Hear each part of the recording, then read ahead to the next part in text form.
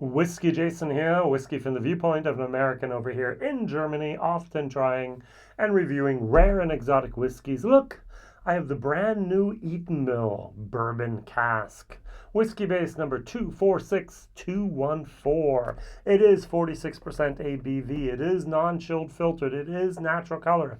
Yay! In Germany, the recommended retail price is €77.90. And in the UK, it's £55. I did the math. It should have been €66 in Germany. Who took all the money? All right. Now, this is in a cardboard box. Every single time I pick it up, I really have the fear that this is going to fall apart. It just bobs up and down. It's flimsy. I'm talking about not just a little flimsy. It's totally flimsy. The top pops open even when I just touch it. I personally, my personal opinion, WhiskyJason here, would prefer to have this, I'm just going to say, beautiful bottle all by itself on the shelf. I do not need this box here. All right, so now I can put this, or try to put this back together again. And then when I put it back here on the table, you notice sometimes these things pop out a little bit. It will just automatically always fall over. I have to push these things back in so that it actually stands up, all right? I don't need the box, all right? I know people in the UK and most of the Scotch whiskies, oh, the box is so important. All of my American whiskeys don't have boxes. All of the new whiskeys, Springbanks and everything else, don't have boxes. Eden Mill, you want to be some sustainable. Why did you put this in a box? All right, so Eden Mill is a company started, I'm going to say, what was it, 2013? Could have been 2012. They did a lot of gin. They also did some whiskeys. So we had the what was it called? The Art of St. Andrew's collection.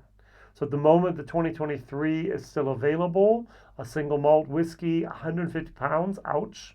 There was the 2019, there's 2022. I do remember 2 or 3 years ago, we had a few bottles of Eden Mill that made it to Germany and they were sold out like this and they were somewhat expensive. I'm not even sure if they were 700 milliliter bottles like this is, but I'm just asking you and me, who is the target audience? With €77 in Germany, I can get the Glendronach 15. Glendronach 15, Sherry Bomb, yummy, great, or a no age statement. Young whiskey. All right, what am I going to compare it to? I'm going to compare it to a Glenmorangie. 10 years of age. Now the Glenmorangie has 40%, this has 46%. The Glenmorangie has an age statement on it, 10, this has none. The Glenmorangie has maybe no artificial, maybe has artificial coloring, maybe has a little chill filtration. This does not. Now I'm going to say something that is going to probably anger quite a few people, especially young whiskeys. I do not think, personal opinion, do not think that they do themselves a favor by bottling it at 46%. It's just often too hot, just too alcoholic. It's too much. But we want to have the 46%. That's what the whiskey nerds, the whiskey geeks actually want. At least that's what we say. We constantly complain about Ben Romach. Come on, you have 43%. Just give us the 3 more percent. And write natural color, non-chilled filtered on an aged statement product. Yes. On this, all right. Let's first of all take a look at the color. They really don't do anything here. All right, they're very pale, straw pale, which leads me to the opinion that Glenmorangie, no artificial coloring. On the nose, I do get vanilla. I get a little bit of a barley sugar. I get a yellow plum. And I get a little bit of a star fruit. It's interesting there.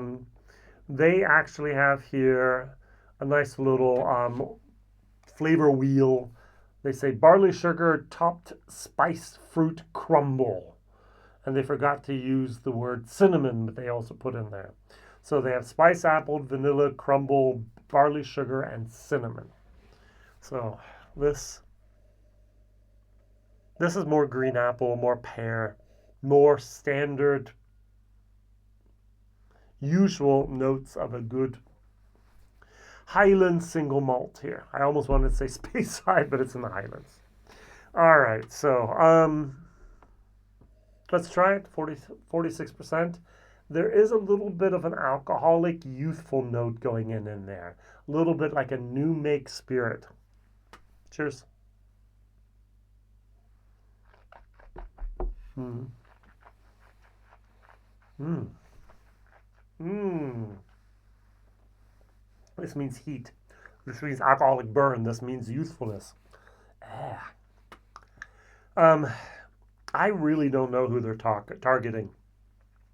With 55 pounds, 70 some euros, it's way too expensive for cocktails. You're not going to find this behind a bar. Same thing. New, inexperienced drinkers are not going to pick this up at the supermarket. This, it used to be 28, now it's 32. This can still be found in most supermarkets of Germany. All right. This will not be there. Even in the UK, I don't think this is a supermarket price, entry price, way too high. We, connoisseurs, geeks, freaks, whatever you want to call us, of whiskeys, we're not going to buy this. Who's going to lay down 55 pounds, 70 some euros, not for the inaugural release? We've had those now out on the market since 2018, so that there's been an Eden Mill's whiskey out there, but just for the first core range. Now, there is the sherry, costs 10 pounds more. The dumb lid just constantly pops open. I hate the boxes, but I've said that already. I'll do a video about that as well. Compare it to Glendronach 12 just to make us happy or sad or angry, I don't know. I really do not understand the target audience here. I think Eden Mill basically said, hey, we used to be able to sell these products for 80, 90 euros, and now we want to with a new owner. Oh, I haven't even mentioned that. So back in the year 2022, in January, Paul Miller, one of the founders here of Eden Mill, actually said that he sold this to Inverleaf LLP.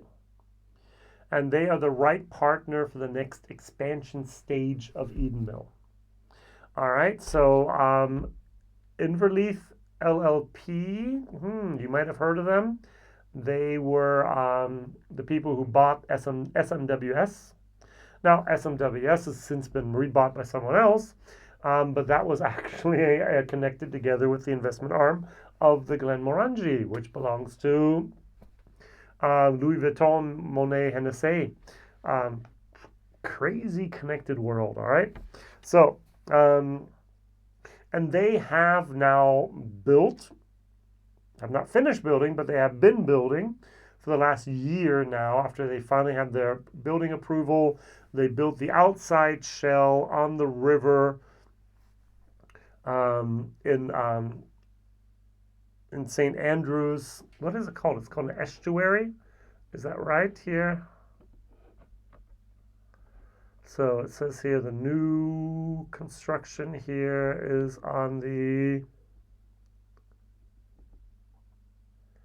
Eden. Yeah, okay. It's actually on the mouth, the delta of the Eden River here. And it's going to be open 2024. If you go to the website, edenmill.com, you will actually be able to see from the outside where they built the building. It's clad. It's going to be 100% CO2 neutral. And now they've just, in the last couple of months, they've built the inside. A lot of steel framework going on in there. They'll be installing the pot stills. They have a lot of footings, a lot of foundations they put in there. It's actually very kind of cool. And they used to be in this little, almost like a workshop garage type of thing. Very, very small, very petite, very, very, very micro. Now they're getting into a size of almost a standard distillery. So if they're going to put out 100 to 200,000 liters a year, that's going to be fantastic. But what do you do up until then? So you make whiskey 2024, let's say in the spring of 2024. You wait the 3 to 4 years before it gets finished and you can put it actually on the market. It's 2027. And you have here your core range of products that you need to stretch until that new distillery has made the products and actually have matured the products long enough. And maybe they just put things out there so it's priced that it'll be still there in 3 years from now. I don't really know. If that's their strategy, it's going to work. That was a tiny little bit mean. I'm sorry. All right, so this was very young, very hot. I'm going to put a little bit of water in it, take it down to 40%. And the thing is, it gets even more new-makey with water.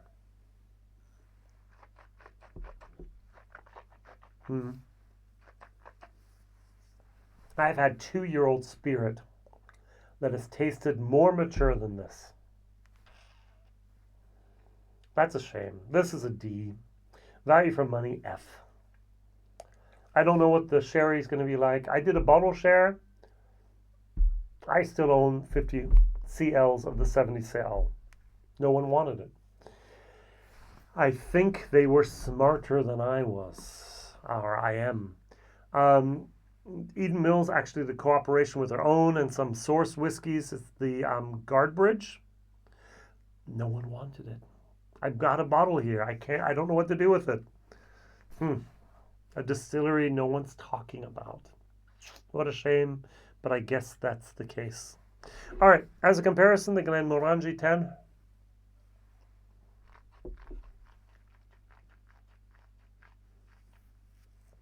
This is a C, maybe even a C minus whiskey. It's not bad. It's actually good. We have more of the pear, a little bit of the green apple. We have more of that vanilla oak moment. There's a little bit of heat there for the 40%, more than I expect for 40%, but absolutely correctly placed there. This is a good sipping whiskey. This is a good entry-level whiskey. This is something that I would give someone who is not yet accustomed to drinking 40% whiskey and say, hey, try this, and we'll work our way up. This is just the price that really, really bothers me. And the heat. All right, so my question of the day is, we all, as whiskey connoisseurs, would love to have good bourbon matured single malt from Scotland. What examples of good single malt matured in ex-bourbon casks can you name me? All right, so nothing from Glendronach. That's why I picked Glenmorangie. What could I have also picked? What would be your alternatives? Thank you very much for watching, liking, subscribing, telling others. And at the moment, I'm going to say Eden Mill, sorry, no thank you, at least for the bourbon cask. Let's see what the sherry does. And otherwise, I'll see you again in 6 to 7 years after your next new stock comes out from the new distillery.